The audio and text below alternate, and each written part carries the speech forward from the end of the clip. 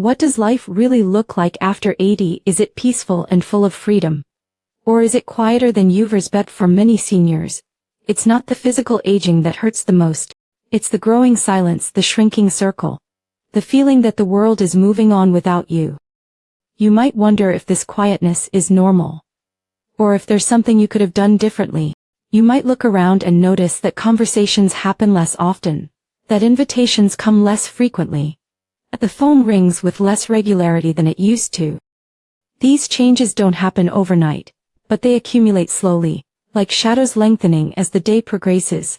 In this video, we'll explore 5 honest, often unspoken truths about loneliness after 80's art, but to prepare you. To help you understand what might be coming. And most importantly, to show you how you can rise above these challenges and keep your spirit connected. Knowledge brings power, and power brings choice. When you understand what's happening, you can take steps to shape your experience rather than simply endure it. Let's begin with the first quiet shift that too many seniors face, without realizing the toll it takes. The first outie we must acknowledge is how conversations begin to disappear from daily life. This doesn't happen dramatically with doors slamming or phones suddenly going silent. Instead, it's a gradual fading, like music slowly being turned down until you realize the room has become. As friends move away or pass away, as family members get busier with their own lives, and as social circles contract, you may find that meaningful conversations become rarer. You might go days speaking only to cashiers, delivery drivers, or medical professionals during appointments. These brief changes, while pleasant, lack the depth and warmth of real connection. The impact of this silence runs deeper than many people realize. Your brain needs interaction like a muscle needs movement. Conversations stimulate cognitive function, keep memory sharp, and provide emotional nourishment that feeds your sense of purpose and belonging. Without regular dialogue, thinking can become slower, mood can decline, and the feeling of being truly heard begins to fade. Some seniors experience this more acutely than others. You may have been someone who spoke to their spouse every morning over coffee, sharing thoughts about the day ahead, or reflecting on the evening news. Now perhaps you sit with your coffee alone, and the thoughts that once had an eager listener remain unspoken. The silence isn't just external, it begins to settle inside you, making even your own inner voice seem quieter. But this doesn't have to be your permanent reality. Simple actions can break through this isolation. Schedule regular phone calls with family or old friends, even if they're brief. Join a senior center or group where conversation flows naturally around shared activities. Visit the same grocery store or coffee shop regularly, where familiar faces begin to recognize you and transform into something more meaningful. Even chatting with a neighbor while checking the mail helps keep your mind and heart engaged. The key is understanding that maintaining conversations requires intention now, where it once happened naturally. This isn't a failure or a sign of decline. It's simply a new stage of life that calls for different strategies. When you actively seek out opportunities for dialogue, you're not just passing time, you're nourishing your ways in ways that directly impact your overall well-being. Moving forward, we encounter a second harsh truth about aging that many people don't fully grasp. Until loneliness hurts more than you think. And its effects reach far beyond emotional discomfort. Research has shown that chronic loneliness increases the risk of heart disease, stroke, depression, and even early death. The comparison scientists often make is startling. Persistent loneliness can be as harmful to your health as 15 cigarettes a day. This isn't about being alone occasionally or enjoying solitude when you choose it. This is about feeling unheard and disconnected on a deep level that persists day after day. The pain of loneliness isn't just emotional, it becomes physical. Your immune system weakens, making you more susceptible to illness. Your sleep becomes fragmented and less restorative. Inflammation increases throughout your body, affecting everything from your joints to your cardiovascular system. The cruel irony is that loneliness often feeds on itself. When you feel isolated, you may become less likely to reach out, assuming others are too busy or that you'll be imposing. You might decline invitations because you feel out of practice socially, or because you've convinced yourself that you have nothing interesting to contribute. This withdrawal, while understandable, deepens the very isolation that's causing the pain. Many seniors don't recognize loneliness for what it is. They may attribute their fatigue, their lack of appetite, or their difficulties sleeping to normal aging, never connecting these symptoms to their emotional state. They might feel restless or irritable without understanding that what they're really craving is human connection and the sense of mattering to someone else. The tragedy is that this suffering is often invisible to others. Unlike a broken bone or obvious illness, loneliness doesn't announce itself clearly. Family members may assume you're doing well, because you maintain your independence, pay your bills, and keep your home tidy. They don't see the hours you spend sitting quietly, hoping the phone will ring, or the way you linger in just doors to be around other people. But recognizing loneliness is the first step toward addressing it. When you understand that your body and mind are responding to isolation in predictable ways, you can take deliberate action. Volunteer at a local organization where your skills and experience are valued.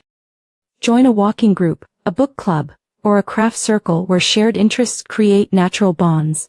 Reach out to some might be experiencing the same quiet isolation you are.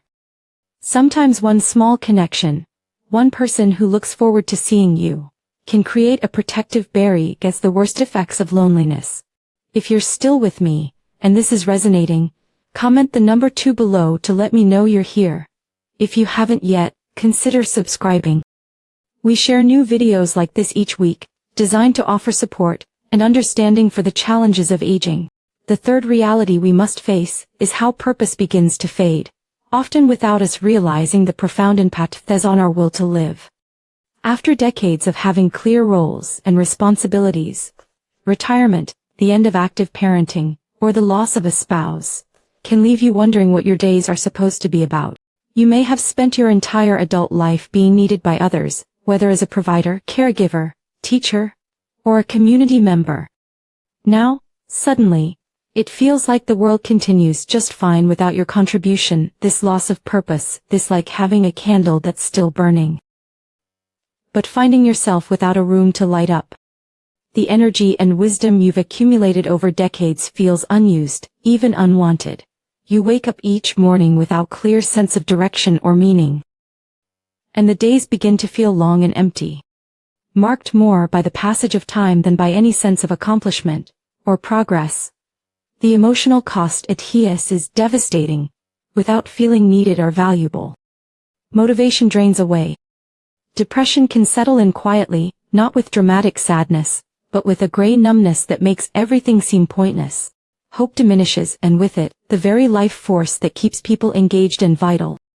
Studies have shown that people with a strong sense of purpose live longer, healthier lives, while those as lack meaning experience faster physical and cognitive decline.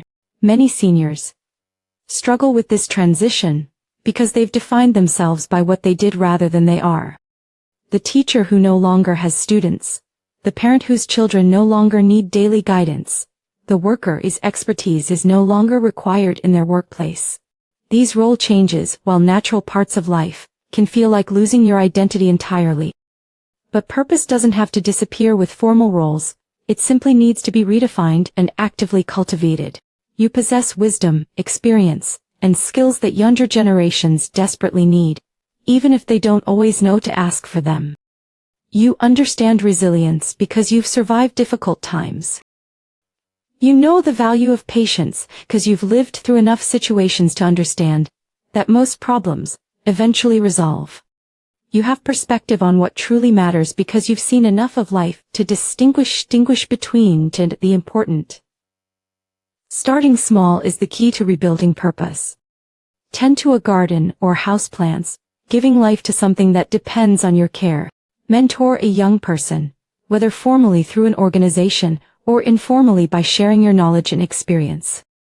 Write down your memories or family history, preserving stories that would otherwise be lost.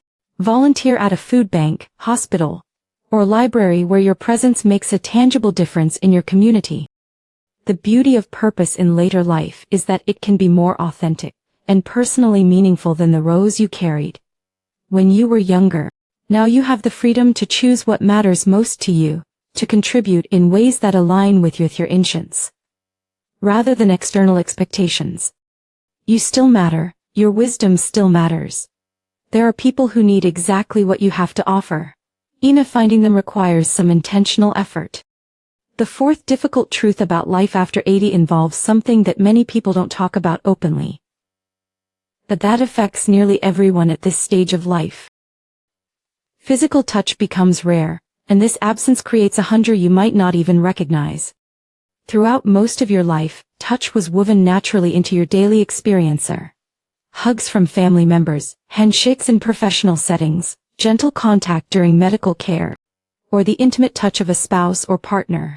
These moments of physical connection weren't just pleasant, they were essential for your emotional and even hormonal regulation. As social circles shrink and relationships change, opportunities for meaningful touch diminish dramatically. You might go weeks without experiencing a genuine hug or even casual friendly contact.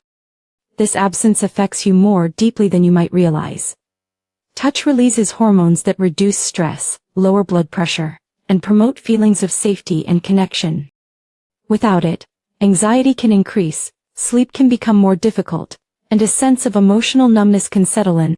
The lack of physical affection can be particularly acute for those who have lost a spouse or long-term partner.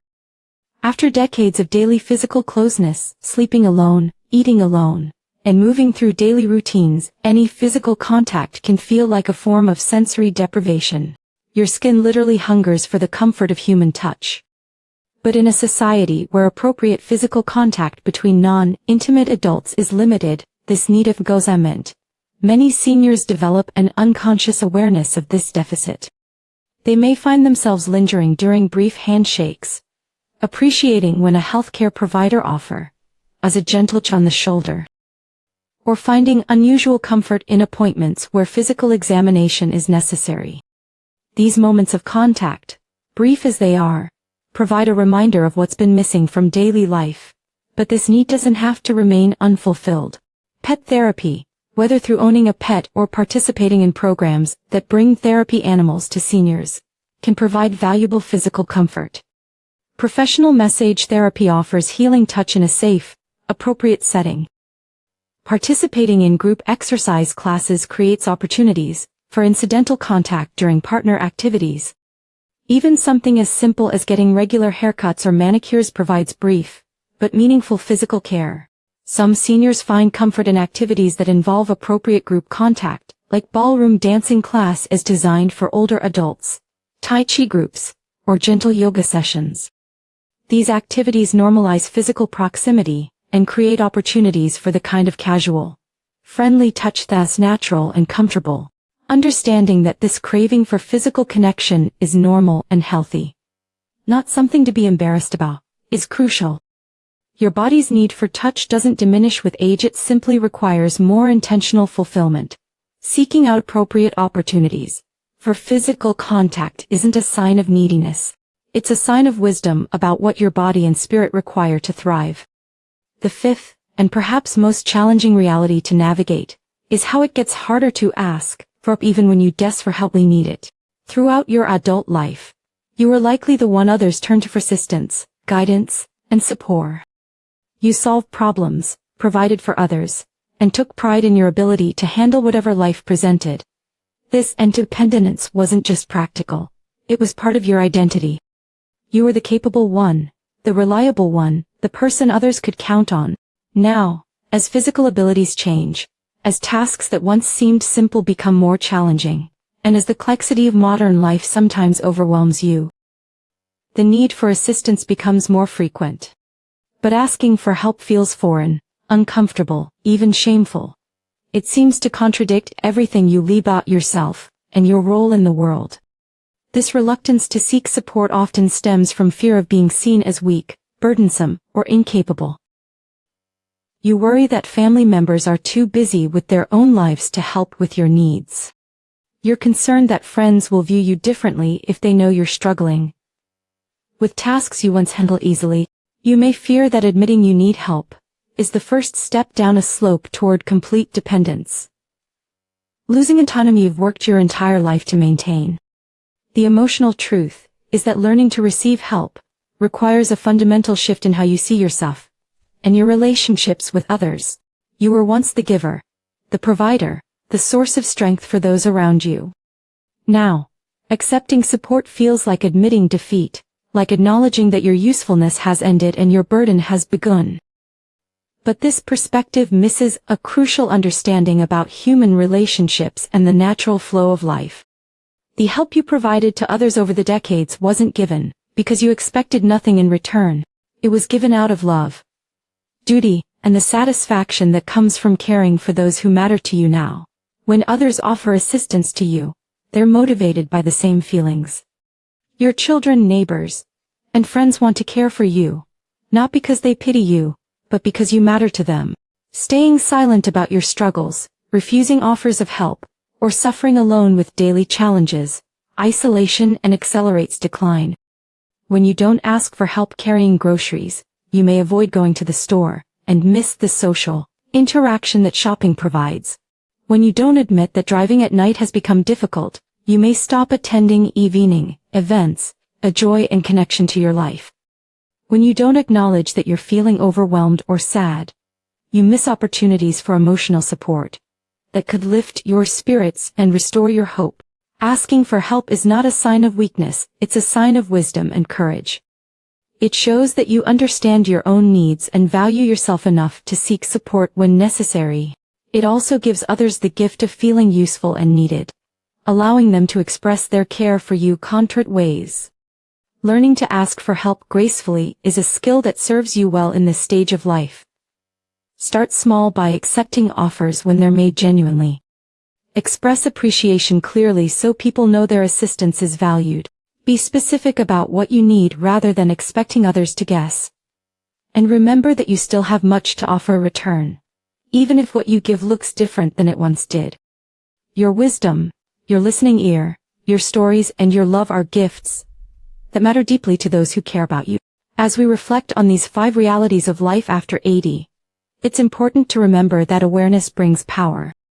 Loneliness after 80 is real, it's widespread, but it doesn't have to define you or determine the quality in years. You are not invisible. Even when the world seems to rush past without noticing, your life still holds meaning. Even when your roles have changed, there are people who care about you and people who need you, even if finding with them requires more effort now than it once did. Whether you're 60, 70, or 90, there is still time to reconnect with others, rediscover your voice, and surround yourself with the warmth of community. The challenges we've discussed today are real, but they're not insurmountable. They're simply the landscape of this stage of life, terrain that can be navigated with awareness, intention, and the right strategies. The conversations that have disappeared can be rebuilt through deliberate action. The loneliness that hurts so deeply can be addressed through small but meaningful connections. The purpose that's lost can be redefined and pursued in new ways. The touch that's become rare can be sought out through appropriate channels. The difficulty of asking for help can be overcome through understanding that receiving care is as much a part of life as giving it. Each of these challenges is also an opportunity to be more intentional about relationships, more creative about finding meaning, more open your means, and more appreciative of the connections you do have. This stage of life, while it brings losses, also brings freedoms that weren't available when you were younger. You have the freedom to choose how you spend your time, what relationships you prioritize, and what activities bring you joy. The wisdom you've accumulated over 8 or 9 decades is a treasure that the world needs. Your perspective on what truly matters, your understanding of resilience, your knowledge of how to find simple things. These are gifts that younger generations desperately need to receive. When you stay connected, engaged, and open to new experiences, you're not just enriching your own life into the richness of your community. Remember that aging is not about gradually disappearing from the world, it's about transitioning into a new existence that has its own unique gifts and possibilities. Yes, there are losses to grieve and challenges to face, but there are also opportunities to deepen relationships, discover new sources of meaning, and experience types of peace and contentment that weren't possible in earlier, more hectic stages of life. If something in this video spoke to you today, share your thoughts or experiences in the comments. Even feel here can help someone else feel less alone. Your voice matters. And your story could be exactly what another person needs to hear to feel less isolated in their own journey. We'd love to hear from you. Leave a comment below and share one thing you learned today and how you plan to use it in your life. Your thoughts are important to us, so don't hesitate to share them. Reading your comments gives us great motivation and encouragement. If you found this helpful, a like or subscribe means the world to us and helps others like you find messages of hope and truth. Your support helps us continue creating content that addresses the real challenges and opportunities in passion, compassion, and respect. Stay strong, stay connected. You are deeply needed more than you know. The world is better because you're still in it. Still learning. Still learning. Still contributing in ways both seen and unseen. Your journey isn't over. It's simply entering a new chapter that holds its own unique possibilities for connection, meaning, and joy.